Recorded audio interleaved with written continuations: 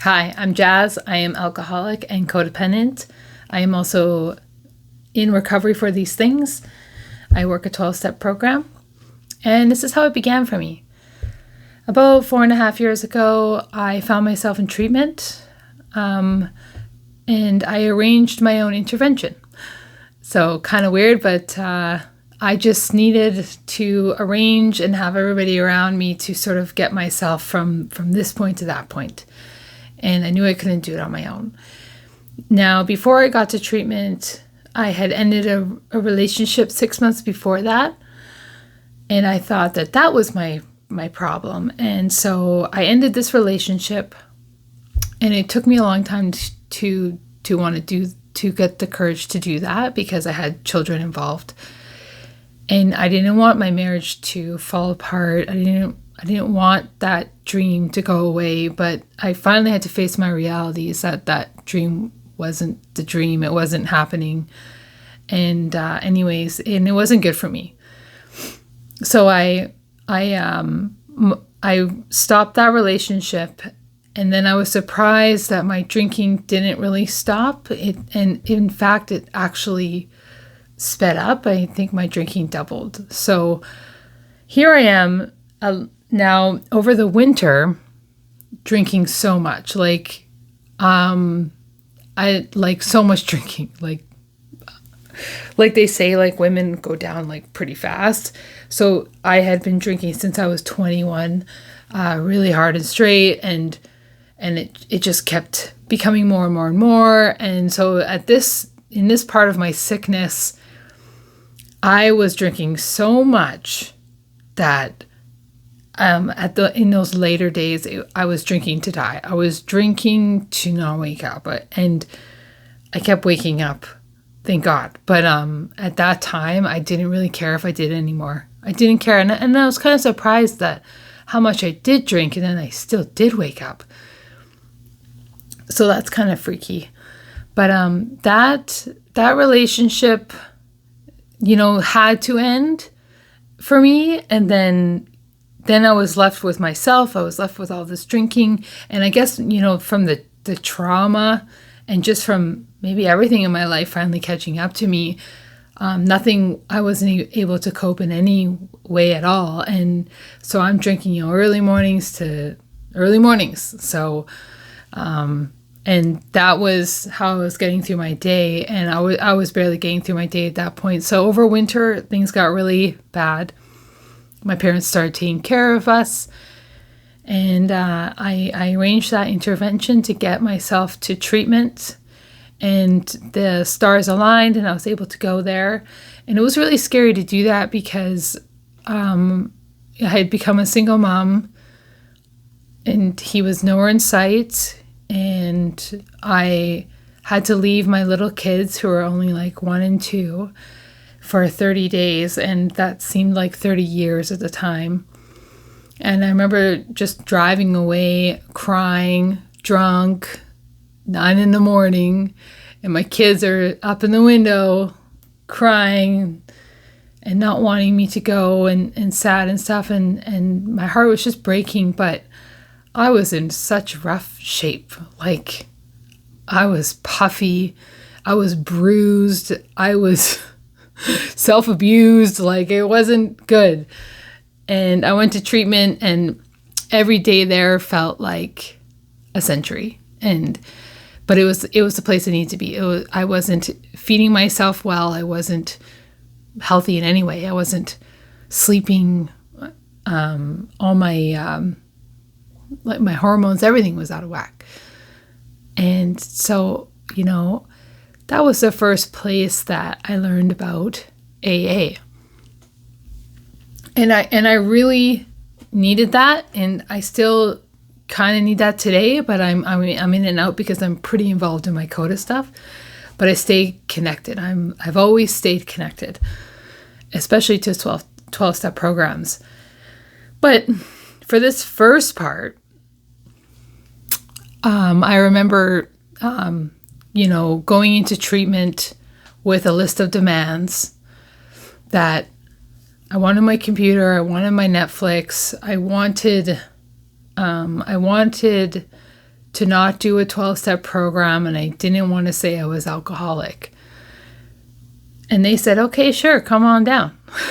So I was like, oh, okay, fine, I'll just go there and just like do my 30 days to dry out. And so I was having my own plan and my own expectations of how I was going to get sober. And it's funny because there's no way that would have ever got me sober. Anyway, so I go into treatment, and after I was on like diazepam because I was seizuring, and I did my first day of sobriety in treatment, and that's what I needed for me, because many times I tried to quit drinking before,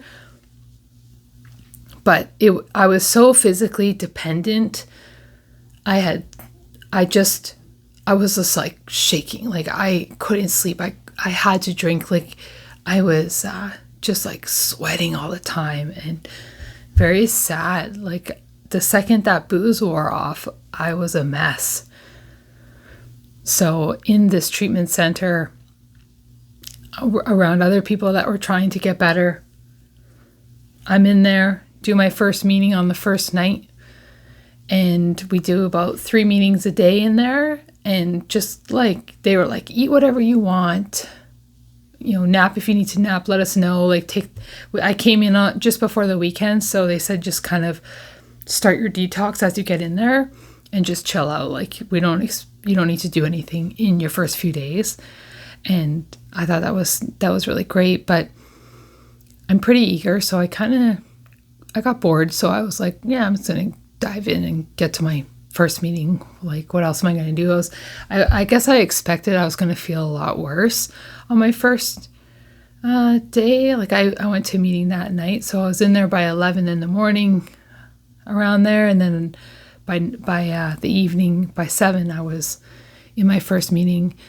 And that was kind of cool. Like, it was a change. It was safe. It was just like warm, comfy.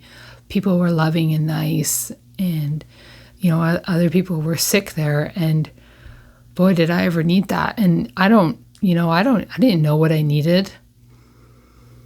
I didn't know I needed that. Like being in that kind of environment with that kind of just security and love, and just to be able to relax, like no diapers to change, no one else to feed but myself, no meal planning. Like I didn't have to, like everything was there. Like there was nothing to worry about except for me to sit down, chill out, and sit in a chair and listen to this meeting and just see what this was all about. Like see what sobriety could bring me.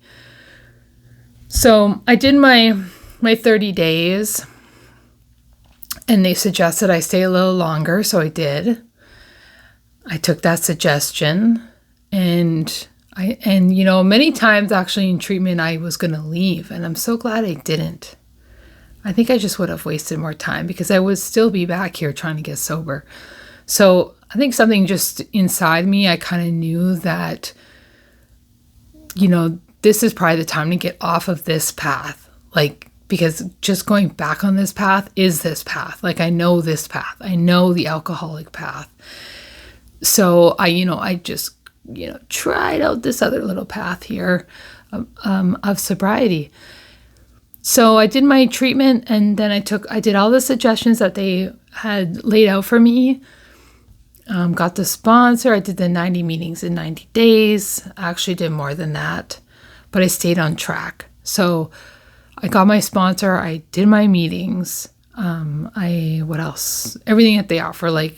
So you got your meetings, your home group, your sponsor, doing the steps. And so I dove into all this stuff.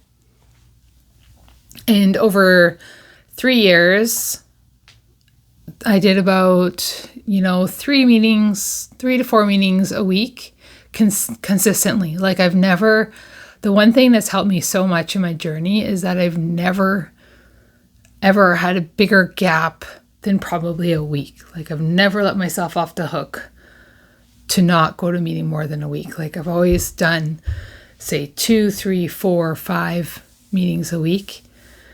So in that first 3 months, I did like 90, 100, maybe 120 meetings in 3 months.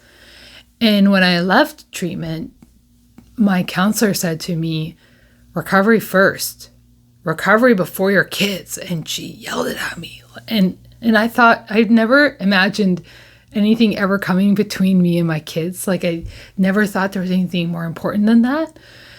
And that shook my soul. Like I was like shocked. And as a new mom and everything. So I remember that moment just like clear as day. And that was such a turning point for me. So I'm like, oh, okay. So that really showed me like how important recovery first is. I mean, if recovery is more important than my own children, like what could be more important than that too, especially like, anyways. So by doing that 90 meetings in 90 days, by taking the suggestions, that says a few things to me. By taking the suggestions means listen to a higher power. Like those suggestions come from someone that knows more than me, right? So I should take those suggestions. I respect who they are. They seem like they know a lot. Like this is a trusted source. They've been sober for a while, like whatever. So I take those suggestions. And by doing those 90 meetings in 90 days and recovery first, even before your kids, like to me, just meant like, that's the first thing I have to do when I wake up. That's the first thing I have to plan in my day. That is the first thing, the biggest priority in my life above all things is putting my recovery first. And when I have recovery first, then I can plan everything else. So it really taught me how to plan my life around recovery. It was like the first biggest priority in my life. It was my boundary for getting sober and recovering, and so to me, she said, when you leave here, go to a meeting. And when I left there, I was like, I don't really need to go to a meeting. So, and here I am, I'm almost like, I'm having this conversation with myself about how I shouldn't go to a meeting on my first night. Like I'm giving myself all the excuses and the outs. And I thought, if I don't go to my meeting tonight, I'm not putting recovery first. It felt really important to do that on the first day out, on the first day of my freedom, on the first day of walking into my new life as a sober person. Like I got sober, for 40, I'd done my first 40 days or whatever, 6 weeks in treatment. And was I going to erase that? Like, do I want to restart that again? Like I started asking myself those questions, like that was exhausting and hard and tired, and I might not get another chance again. Like, this was an opportunity to get sober this time. I've already done the hardest part. Is like, I asked for help. I got myself into rehab, and I've already done this many days sober. So all I have to do now is continue to the next day to get to a meeting today. So I go to a meeting, and I didn't want to because I just wanted to lay around and be home. But I did the hard work. Like that was really hard work on the first day. And it basically, I started to flap my wings on my own. Like I started to work my recovery on my own. I had to do my part for my recovery.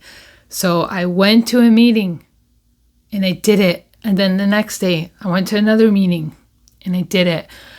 And I just kept going to meetings and listening. And I I don't even think, I barely shared in the first few years of AA. I did a lot of listening, very scary, very timid, very untrusting, feeling just very unsafe. It took a while. It took a while to be okay with myself. In my first year of recovery was probably my toughest first year. I had to navigate how to be sober, how to live, how to learn how to become a parent, a single parent. So I didn't have that other person around.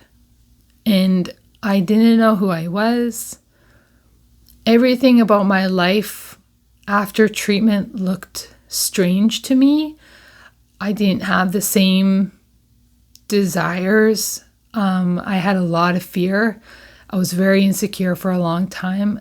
And there's a lot I actually forget. Like, I'm almost 5 years sober now, like approaching 5 years. But in those, I'll try to remember, but like in those early days, like I remember I was very excited for the 1 month chips. I really look forward to that.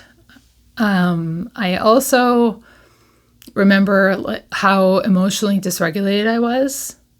My nervous system was out of whack. I was very reactive.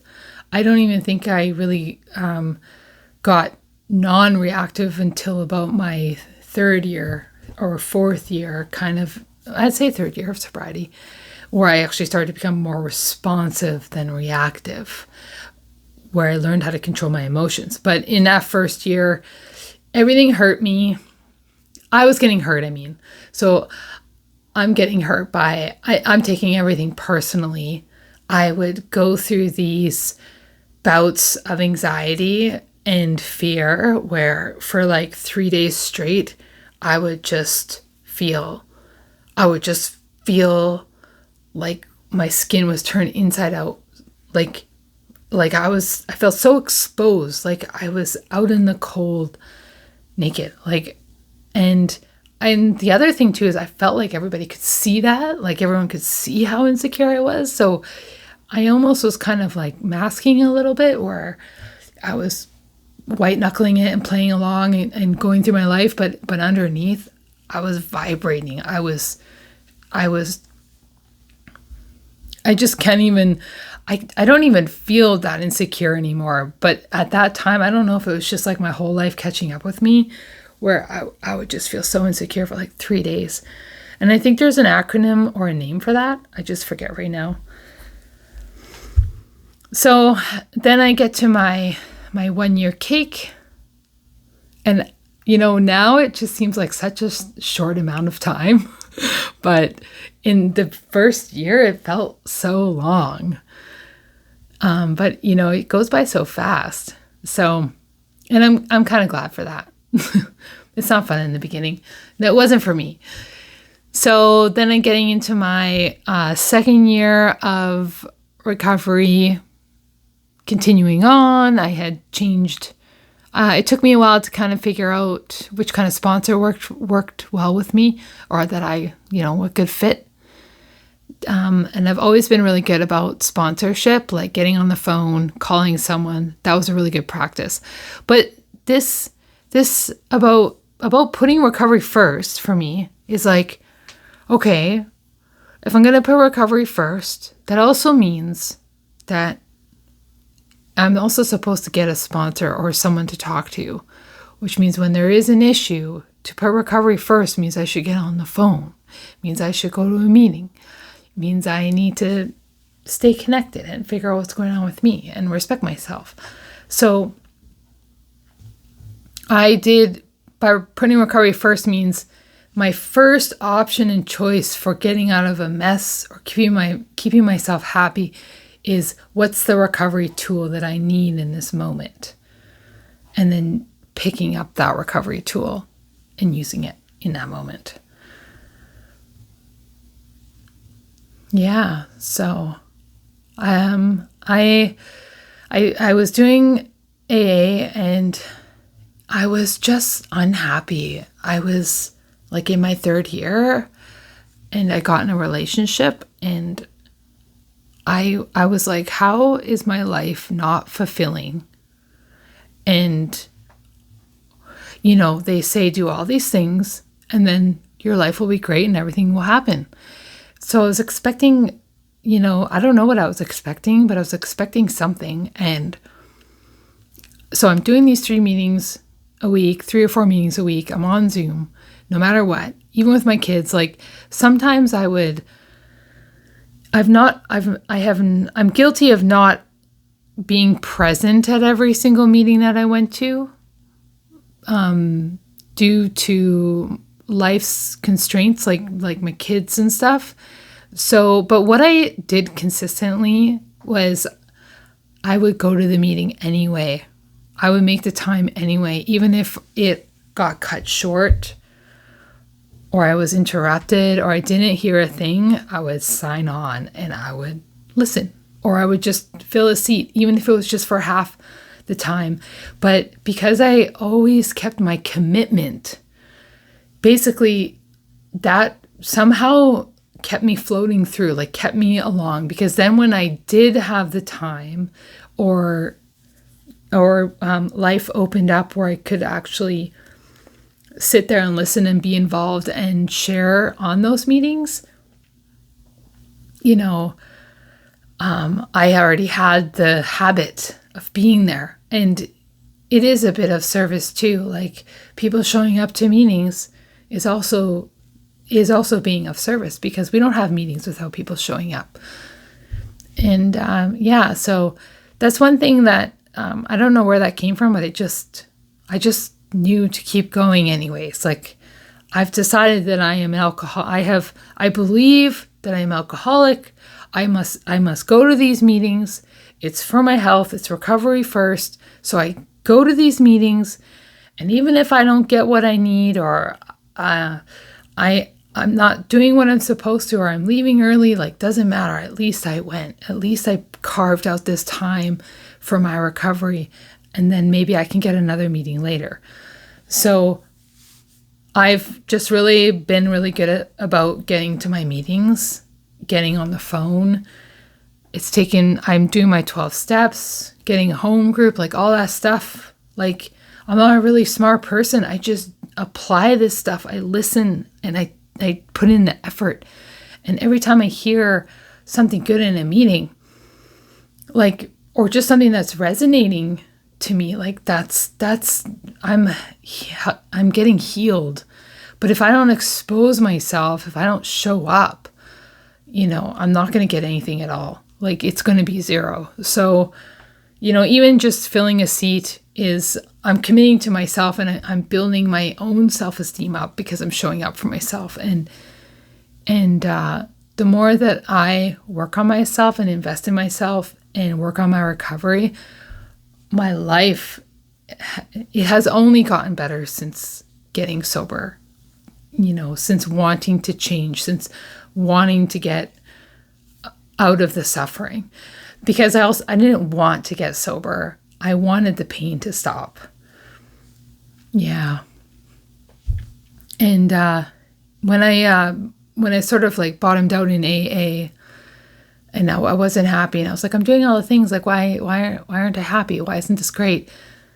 Then I came across Coda, and Coda just blew my world up. Like I love that program. And when I was finding things were a bit vague in AA, and when I got to Coda, it was just like a huge, just so much more instruction for me. Like I just do better with more structure and with things kind of laid out and more details. And so when I got to see like all the codependent patterns, and I'm seeing all these behaviors that I'm doing, and then so here's the codependent behaviors, the negative traits, and then on this other side of the piece of paper is the recovery traits. And so now I'm looking like, oh, okay, wow, it looks like I'm really codependent. So it's like I was very overwhelmed at the beginning, and this was the beginning of like the real deep emotional psychological change that was very necessary for me to do. But I feel like I found something when I came to this program, and I saw those codependent patterns and behaviors. I was doing a lot of that. No wonder my life was not as good. Like, I was sober, but I was dry drunk. I was emotional. I was dysregulated all the time. I was in no control of anything. Everything else was in control of me. So, and then as I worked that program, today I can actually look, and I'm very satisfied with how much recovery patterns I've developed, which I've just traded in, week by week, conversation by conversation, meeting by meeting, and just curving my brain, my emotions, and my behaviors from very codependent patterns to a healthy, recovering individual and mother. I can move around in this world and exist, and I don't need to control anyone. I don't need to get mad at stuff. I've gotten tools to, I've found my voice, and, I was a person that did not share in meetings and could not stand up in front of people. I didn't realize, I knew I had low self-esteem, but in Coda, it really laid it out for me that it shows me 10 things about what low self-esteem looks like. And to actually be able to see that kind of stuff and relate to it, that was life-changing. I think I would just have half the life I have today if I didn't reach Coda, because that's really done just huge changes in my life. But that can be for another day. So my journey, I'm just really grateful that I sort of hit a bottom where I was really ready to change, and I really wanted to change. Even though I kind of had a bunch of demands and expectations when I started, I stuck to what they said. I did the program. And I am super sober today. I am emotionally sober today, and I am happy and free and learning to live my life without fear, which is so great, because I didn't really realize how much fear I was involved in until I, just, year after year completing this work. But, one thing that's really helped me was doing a really good step 1. So I was in treatment in that first week, and they were like, okay, you got to give up alcohol forever. And I'm like, forever? That sucks. So I'm like, I got to think about this, because I really didn't want to do that. That kind of burst my bubble. I was kind of looking to just dry out for 30 days, and didn't think I needed to have that big of a life change where I had to quit forever. One thing that helped me though was I asked my counselor, I said, I'm like, so am I alcoholic? And she's like, yeah, honey, you are. And I was like, okay. So I guess, no one had ever actually told me I was alcoholic before, also because I was hiding most of it. But I think just the fact that I became curious to know the answer for myself I was like, okay, I know I'm alcoholic. That really helped me gave me relief to okay, now I know the answer to my problem. And so my step 1, I'm in treatment. I'm coming to these realizations that I got to quit alcohol forever. And I'm just super overwhelmed with how I'm going to do that. But they say, you do one step, you do the next step. Where it's not first step is 12 steps. It's do the first step, which is going to prepare me now for step 2. And then when I do step 2, I'm going to go to step 3. So it's just going to be one after the other. Just like with my behaviors And with, changing who I am, I only have to do one thing at a time. Like I only have to say no to alcohol when alcohol's right there. It's no. I can make a decision, one decision at a time. As in, I'm not going to drive to the liquor store, or I'm going to call my sponsor instead. So it's one decision at a time. On really hard days, it's 1 minute at a time, 1 hour at a time. But with my step one, I really had to meditate on that for a while, because I was envisioning, basically I was playing the tape. So I was like, I know that I'm alcoholic. I know that I'm here. It looks like I'm pretty alcoholic. My counselor said I'm alcoholic. I got that confirmation from a safe person in a safe place. I could trust this. And, if I do go back out drinking, by how many times I tried to quit drinking on my own and failed, it's just going to be the same thing. So it's like I played that tape as well. It's like, okay, if I go back out drinking, it's going to be no money again. It's going to be drinking for every single day, all night. So something bad's going to happen, because I was having massive accidents, like falling down the stairs, and I looked like I got in a car accident the next day. I was blacking out all the time. Like it was very dangerous. It could have broke my neck or something, or hurt someone else. So, I kind of didn't want to go back to that last day either. So I was like, I guess I became convinced that I'm probably alcoholic. And, today I can say yeah, I'm alcoholic, and, I'm proud of it, because I am an alcoholic in recovery, and I've accomplished so much just from getting sober. But, back then it was like, okay, I'm alcoholic. So, so here I am envisioning this alcoholic life, or taking this straight and narrow path to sobriety. And I thought, well, if I'm going to do it, I'm going to do it right. And I'm going to do it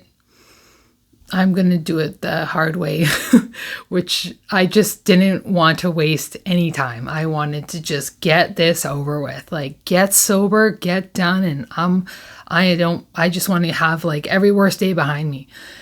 And I don't want to restart the whole getting, detoxing and getting sober again and all that, because I don't think I had an opportunity to get sober this time. And I really did appreciate that. And I knew it wasn't going to be easy if I had to go down this path again. So I thought, I'm here now, so I'm going to do it. So I really meditated on that for a week in treatment before I did my step one. I really had to come to terms with that decision on my own, in my own head, in my own space, in my heart. I had to pray. I had to pray for the desire to quit. I had to pray for the strength and guidance. I had to pray, I had to just ask for help again, I wanted it to work. And yeah, I think that's it's such a key thing for my recovery. And I just kind of was like, okay, I'm going to quit drinking forever. But I had to say that to myself, okay, I'm going to quit drinking forever, and that's that. And I'm going to do everything in this program and to stay sober. And I'm going to do it, and I'm going to quit drinking forever. I had to say the step one to myself. And you know what? Doing that day has just made my recovery journey. I've been so convicted in my journey, just in all my decision making and my choices, it just really set the tone. And it just, it made it really real. I'm going to become this. I don't drink anymore. I'm sober. I am an alcoholic and I am sober. I am in recovery. My identity changed. I had to be that. I was choosing to be that now. And all these things that I started in the beginning, in the first year, and like doing the program were so hard at the beginning, but today, like it's effortless. Like these things just work through me. They are me. I am this, and that doesn't take effort. Like I'm becoming me, and I never got to do that in my entire life.